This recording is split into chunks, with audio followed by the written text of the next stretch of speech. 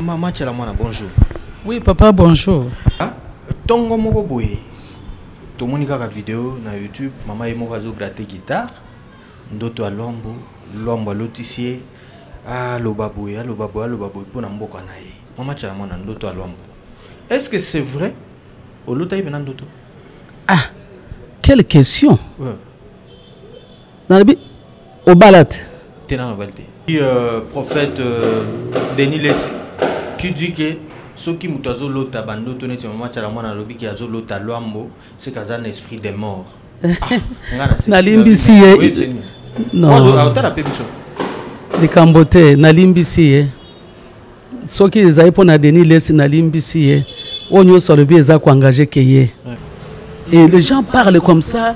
Et tout ça là, soit disant que parce que je suis pasteur, là, parce que c'est prophète. Si vous êtes prophète, il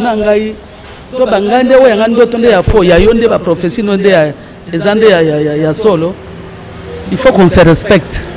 Mutunamutu a se respecter. Mais je me réserve. Peut-être de gens qui vont pouvoir te contredire. À propos, il y a d'autres qui contredire. Parce que na loti ngai moko, na loti na yote. Nga loti na yote, na loti ndengai moko. Okotaki na esprit na ngai te po ya koloba ono akosi na okosa nini. Po na nini kasi ozo sala lokola ngai te. Il faut sala lokola ngai. Siko na otala ye. Yemba o nga na zako yemba sala o nga na zako sala. Na pesi au pouvoir. Mais wana atindo na ba prison te po yepe bakanga trop hein. Grand-mère bakanga ma trop. Les Cambotais, mais sur ça, qu'on la vérité. Nous avons fait la vérité parce qu'on en a marre. Batope ba qui plus loin balobi pour na ninte wemba ki obimisa ki nzembo oyote tant président Kabila Zaraki mutoyo soutenaka. Mais les rwanda soki lwambo ayaka ala mu esprit na ngai pe na linga ki na sala yango. Bolingo yemba opeka boyeka. Na yemba okaka boye. Parce lingo Satan nani. Na Satan nani na ndenge nini. Tant oyembi kasi yo soutenir aux non, je ne suis pas là. Nzembo oyo parce que ça nzembo zo toucher population, petit peuple oyo va consommer la musique na bino. Ouais. Bino en tant que leader d'opinion. Maintenant, il y a plusieurs réalités aussi dans la musique. Ça me pousse à réfléchir. Est-ce que c'est possible d'un artiste qu'on l'a tapé dans une étiquette politique quelque part en tant qu'artiste ou déjà que vous avez pour régime en place contre régime en place. Est-ce que c'est facile maintenant? Il y a des artistes musiciens peut qu'on l'a tapé dans couleur politique non ils ont des couleur politique ngana kabiliste na problème na bangote na problème na bangote bon je comprends mes fanatiques balinganga mingi. Et tout cela, pour na bango, ndenge naza ko yembela. Papa Kabila, il faut na banda ko yembela paix. Mais yo ko yembela, ko ça la paix attenze mo pe na Félix et ça la paix bien. Mais ça est-ce que asanga nganzembo? Te ko ça la gaga ki tongo etanika mama Tchalamwana bo elo moko boy fachi béton.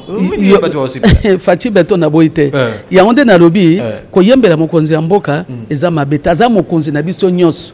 Aza mokonzi ya Congo mobimba y compris moi même là où je suis ngi ba yembi basali o basali bo pona ngai na moni que ce n'est pas ça. Tu vas pouvoir ce qui n'ata na oya kunata kaka moi ba kendeke bon so ba bengani ngai o ba lobona ki o tia poison. Bengana ndenge nini ba ndenge nini. Non, si c'est comme ça, les Congolais ba nyos ba kende kuna total. Te ba kende kuna bongo te. Bon yo na kendo lo banini. Na lobi na kende ko lo banini. Oh, mais oki ko pesa mbote na mokonzi na. Ba senga kana no audience te. Kasi yo so senga audience amo. Bon so na sina senga audience ba boya. Oyebi te. Maintenant 2021 ngo kalate 2023. En 2021. Toi, 2020 déjà. Oui, comme aussi là, oui. Quelques jours déjà. Ouais.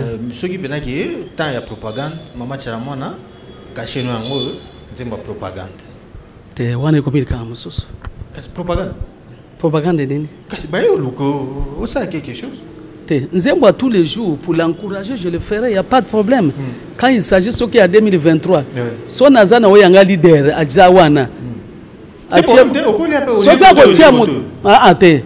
Moi, je bako benga na ko no beta concert, y a pas de problème.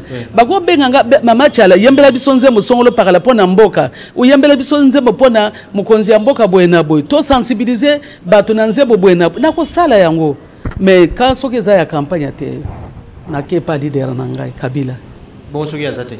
Soka zate likambote je croise les bras. Bato pe ba ke plus loin ba lobi pona ninte oyemba ki obimisa ki nzembo oyote.